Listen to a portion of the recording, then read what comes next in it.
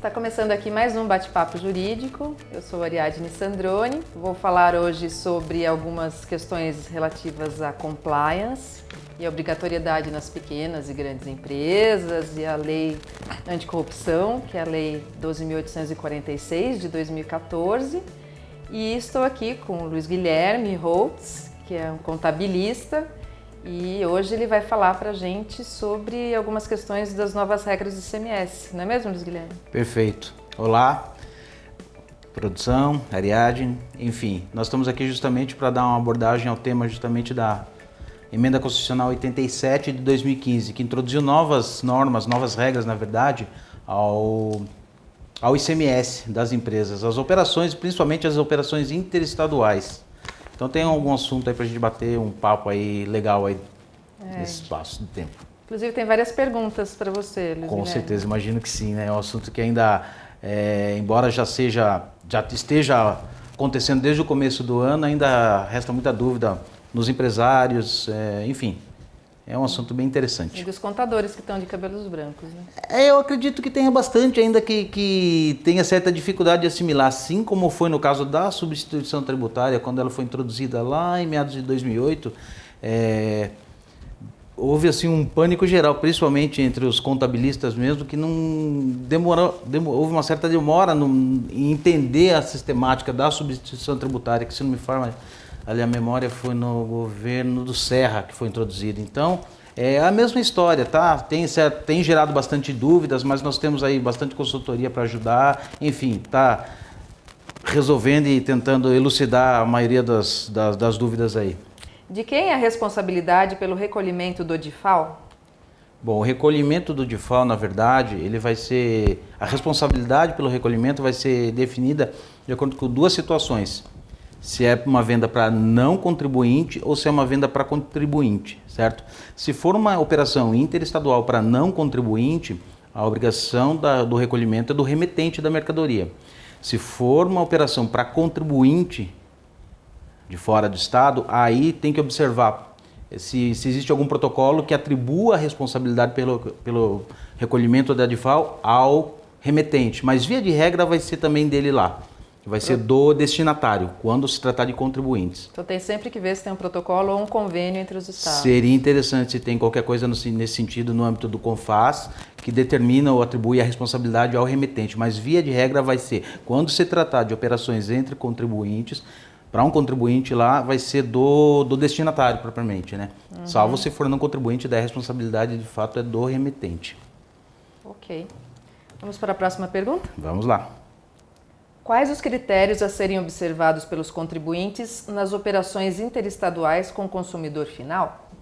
Bom, na verdade ele vai ter que, desde janeiro, agora com a introdução dessa norma, da emenda constitucional, ele vai ter que observar a alíquota interna da unidade federada para onde está sendo remetida a mercadoria, certo? Vai ter que verificar a alíquota interna, vai ver se o estado lá já está aplicando o percentual até 2% do Fundo de Combate à Pobreza e aplicar também a alíquota interestadual, dependendo da unidade federada, que pode variar de 7% a 12%, para daí então você ter as premissas para fazer o cálculo do DIFAL. Uhum. Ok. É basicamente isso. Tá. Tem mais? Tem mais. Vamos lá. Como se dará o cálculo do DIFAL? Então, conforme eu já havia respondido na pergunta anterior, o cálculo do DIFAL vai ser feito com base na alíquota interestadual, que via de regra vai ser 12% ou 7% nas exceções dos estados da região norte e nordeste, e a aplicação da alíquota interna do produto na unidade federada para onde está sendo remetida a mercadoria. Então vai ser a diferença de um para o outro, mais o adicional do Fundo de Combate à Pobreza, se o estado aplicar. Esse vai ser o DIFAL. Esse vai ser o cálculo do DIFAL. Mais uma. Vamos lá. Quarta pergunta.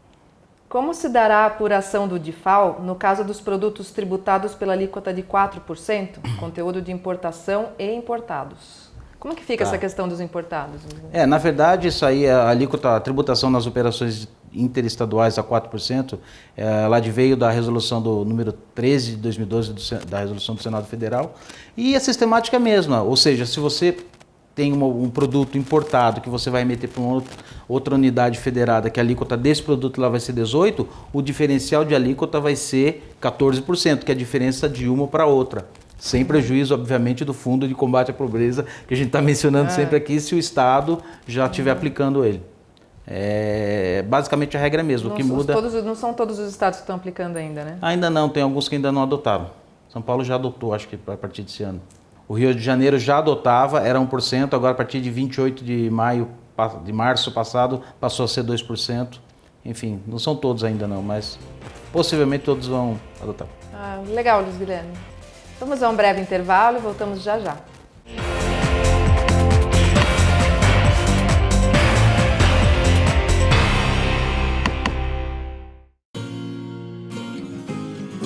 A minha casa... A minha casa.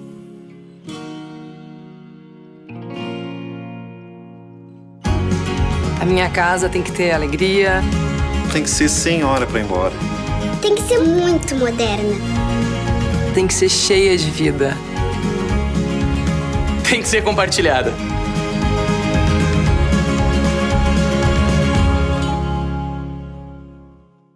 Bem-vindo ao UP. O mundo que você quer começa no lugar onde você vive.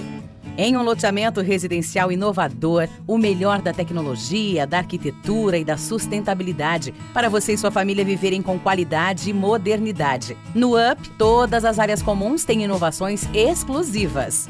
Tudo isso aqui na rodovia João Leme dos Santos, a 5 minutos do Parque Campolim. Deu o up que faltava na sua vida. UP, o futuro começa aqui. A Luxe Iluminação. Uma loja completa, do clássico ao moderno. Tudo para a iluminação da sua casa ou empresa. Equipe de profissionais para desenvolver o melhor projeto e atendimento técnico para os arquitetos. A Luxe Iluminação, a sua melhor opção em iluminação. Avenida Caribe 400 no Campolim. Telefone 3357-6057.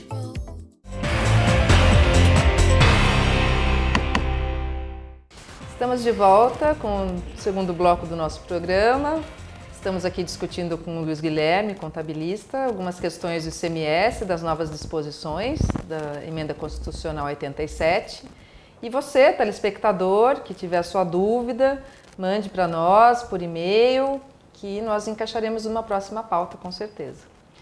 Vamos para as próximas perguntas, Luiz Guilherme? Tem mais algumas aqui. Isso aqui está suscitando... Na verdade, enquanto você estava falando, um telespectador já perguntou, você falou várias vezes do DIFAL. Certo. O que é o DIFAL? Na verdade faltou até uma explanação, acho que deveria ser realmente introdutória a questão do DIFAL. O DIFAL nada mais é do que o diferencial de alíquota entre uma operação interna e operação interestadual.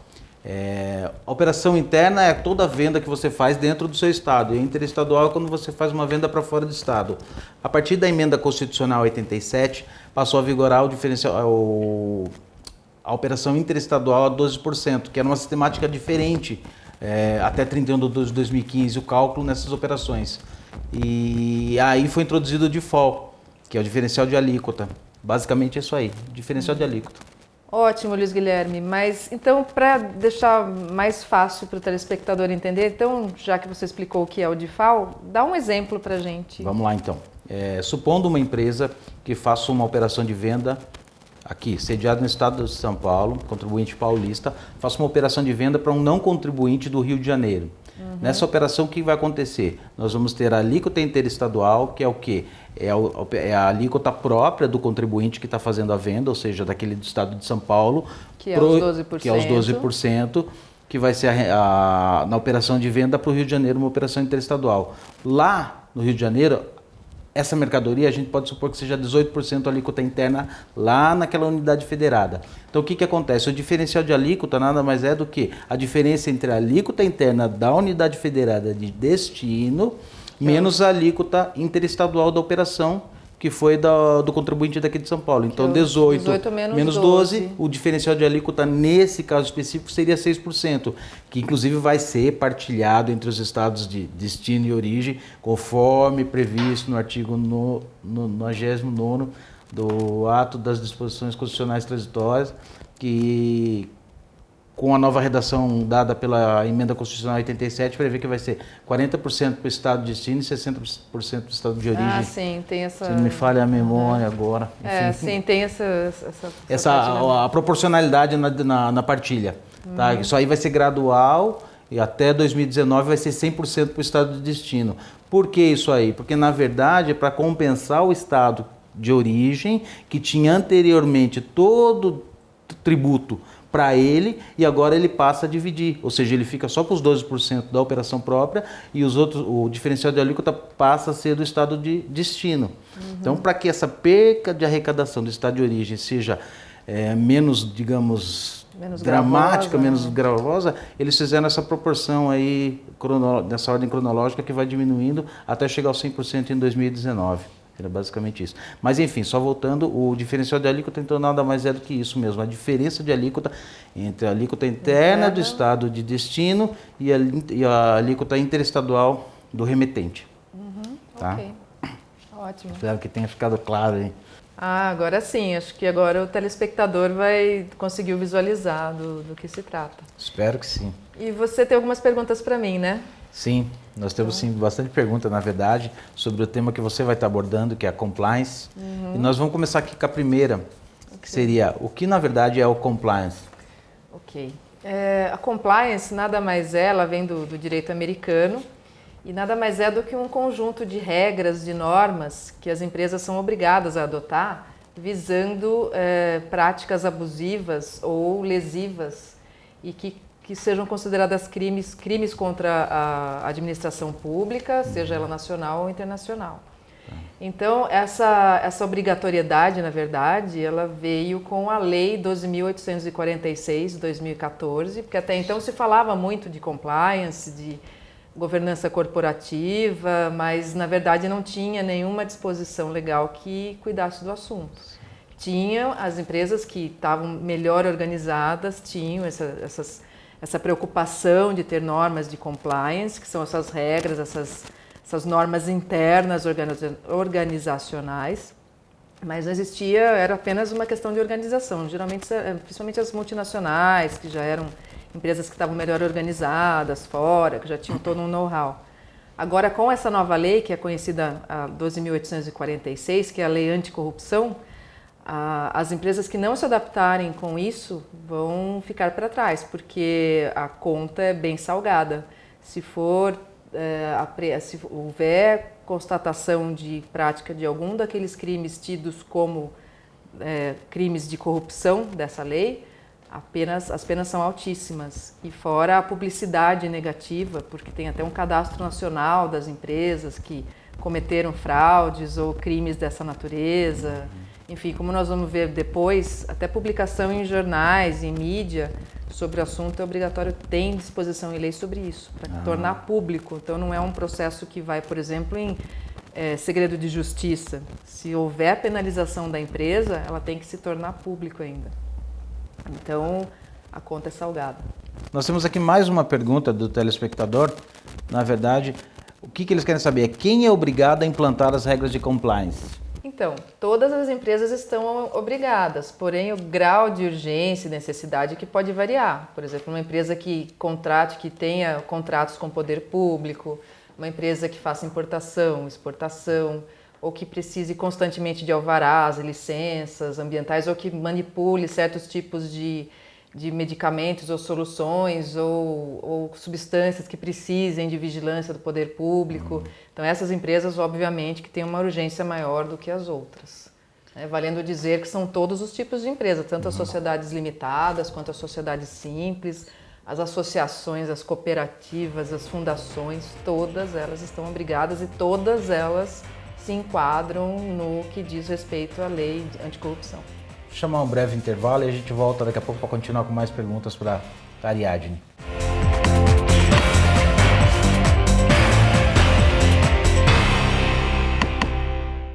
A Luxe Iluminação. Uma loja completa, do clássico ao moderno. Tudo para a iluminação da sua casa ou empresa. Equipe de profissionais para desenvolver o melhor projeto e atendimento técnico para os arquitetos. A Luxi Iluminação, a sua melhor opção em iluminação. Avenida Caribe 400 no Campolim. Telefone 3357-6057.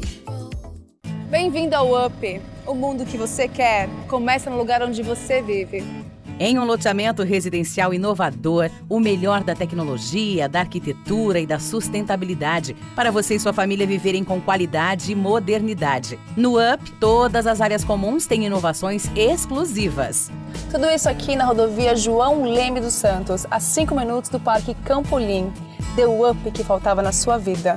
UP, o futuro começa aqui. A minha casa. A minha casa.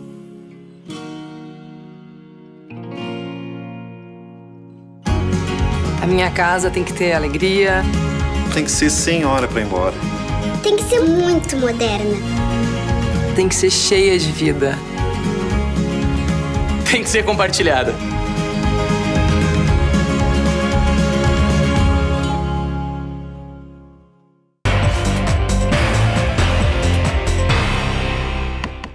Estamos de volta ao nosso bate-papo jurídico. Nós vamos dar continuidade agora às questões aqui para a Ariadne. E nós temos aqui uma terceira questão do nosso telespectador, que é a seguinte: como é a responsabilização da empresa e de seus dirigentes por atos de corrupção em face à nova Lei 12.846? Como seria? Ok, Luiz Guilherme. Então, o artigo 1º da Lei 12.846, olha como é pesado. Ele estabelece que para as pessoas jurídicas a responsabilidade é objetiva. O que é isso? Que não interessa o grau de culpa, se agiu com culpa, sem culpa, não vai ser analisado qual o grau de culpa. Não interessa. Se enquadrou ali como crime de corrupção, que são aquelas práticas que estão no artigo 5º dessa lei, não interessa se foi culpa ou sem, vai ser responsabilizado.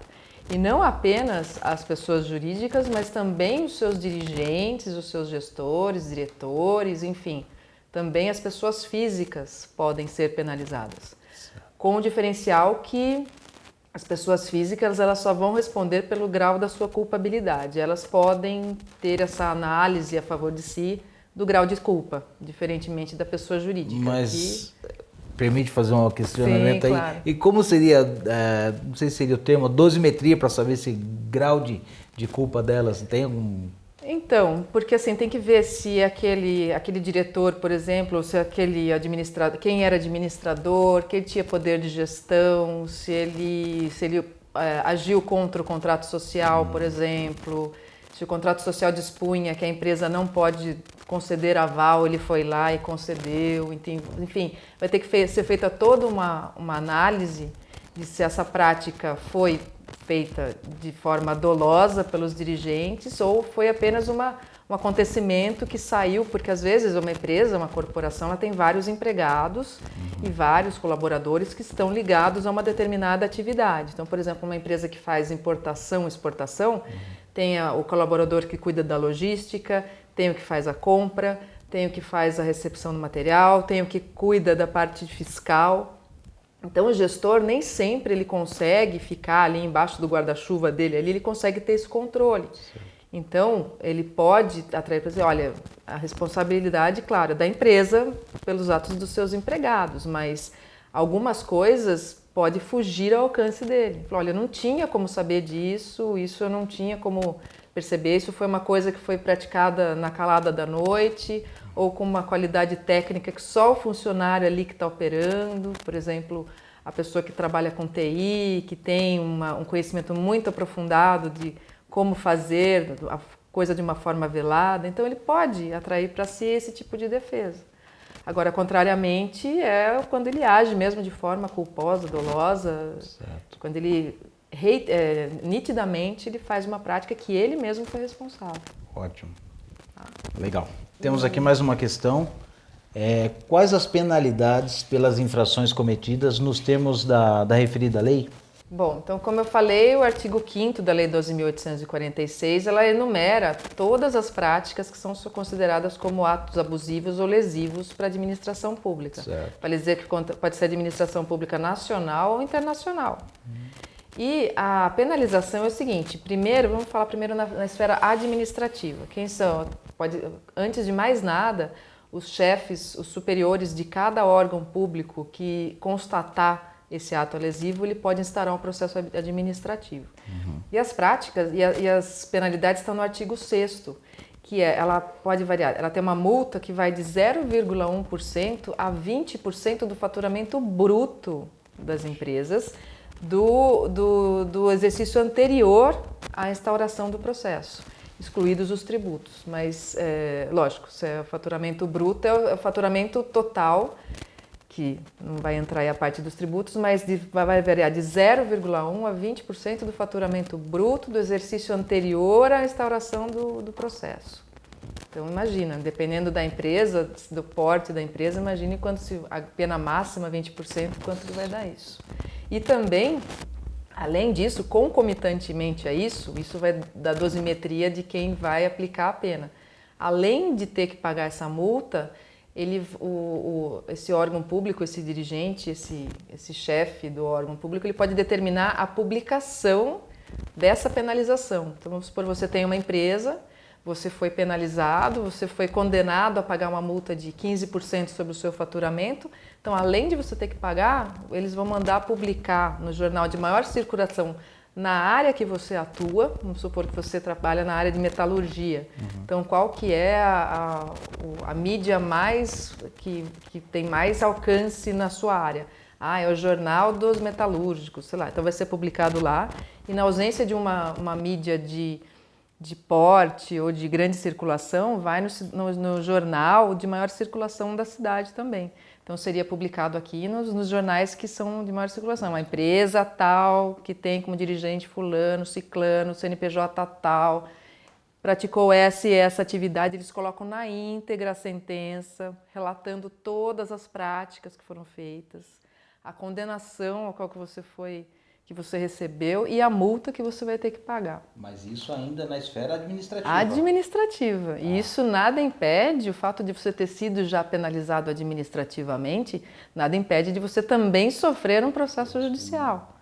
Porque pode também entrar o Ministério Público aí no meio e, se tiver necessidade, vai ter também processo judicial. E o Ministério Público, nesse caso, quem vai acioná-lo? O próprio dirigente, o próprio... Então, o Ministério Público ele atua como fiscal ali, né? Então, se chegar ao conhecimento, se esse órgão público encaminhar um ofício para o Ministério Público, que ele achar que precisa de uma maior investigação, além daquilo que ele já foi apurado administrativamente, daí sim vai ter um processo judicial. A própria publicação não seria? Não seria o caso. Né? Não, isso apenas a publicidade. Mas assim, elas não são obrigatoriamente as duas, vai de quem for julgar. O julgador administrativo, ele pode aplicar somente a multa, ou então a multa e a publicidade, vai de quem está julgando. Então, ele não é cumulativo, né? Não é cumulativo. E esse que eu falei do 0,1% a 20%, é quando se tem conhecimento do faturamento bruto. Agora, quando não tem conhecimento, o parágrafo 4º desse artigo, ele fala que ela pode variar a multa de R$6 mil a 60 milhões de reais. Então, olha o alcance disso e olha como ter essas normas de compliance são importantes. Imagina você ter uma fixação de multa nesse critério mais alto de 60 milhões. Né? Então, vale aí ter um código de conduta interno, ter um conjunto de regras, investir nisso. E tem que ter, não basta só ter um código de conduta interno. Tem que ter quem fiscalize, né? Tem que ter uma ouvidoria na empresa, tem que aquele que vê se está sendo cumprido mesmo. Né? Porque não adianta fazer um código de conduta lindo, maravilhoso, e guardar, o colaborador assina que recebeu, guarda na gaveta e não tem quem fiscalize. Né? Então, por isso que eu acho que as empresas, tanto de pequeno como médio e grande porte, eu acho que devem começar a se preocupar com isso. Certo. Um comitê aqui. Sim, pode instaurar comitês, fazer alguns conselhos, enfim, ver qual a melhor forma de fazer a aplicação efetiva dessas normas internas anticorrupção, dessas normas de compliance. Bom, Luiz Guilherme, nós temos muitas outras perguntas para responder, nós não conseguimos responder nem a metade, Então, o próximo programa nós vamos continuar com esses assuntos. O Luiz Guilherme vai continuar aqui comigo. Nós vamos continuar falando das questões de ICMS. Eu vou falar mais um pouquinho de compliance. E você, telespectador, que tiver mais algumas dúvidas, nós encaixaremos num outro programa. E muito obrigada, Luiz Guilherme. Prazer. Até a próxima.